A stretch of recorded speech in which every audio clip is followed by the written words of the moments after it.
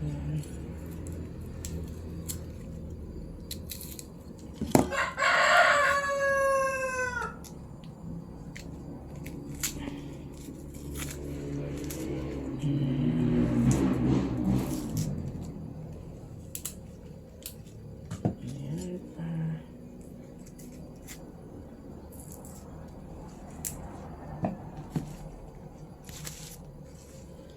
Siyempre, dalawang ceiling green lang. Anuhin na rin po natin itong pechay.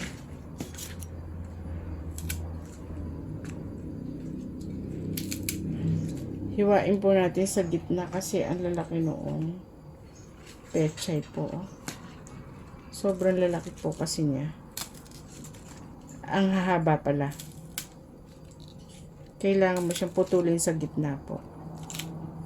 Ayan. Sama na natin yan. Sama na po natin. Ayan. Pagka medyo maliit na din, huwag na natin putulin. Ito putulin pa rin po natin kahit konti. Ito putulin pa rin po.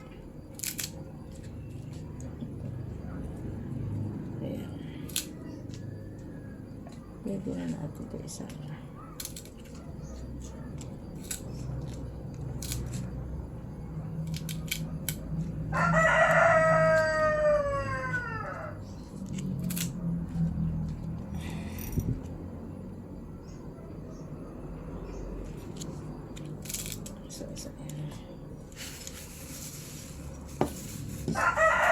Tapos, syempre po, alam mo po ba ito? Ito na. So, isa lang po ilalagay ko nito. Kasi sobrang anghang po nito. Ayan, isa lang po. Tsaka kasi may ceiling green naman po ako.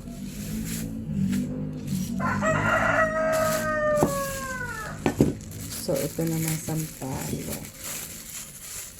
Ano, kung marami ng hinog nito, piliin ko lang po yung medyo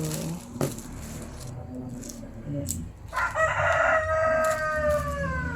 Ayan, kagaya nito. Oh, hinog na siya.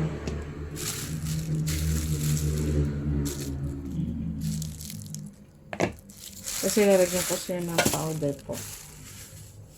Ayan. So, eto na po yung ating mga nahiwang gulay. Ay, bakit ganun? Ayan. Ayan na. Ayan na yung aking mga hiwang gulay. Sa ipiprepare ko. Ayan. Kadami niya pong gulay. Yan.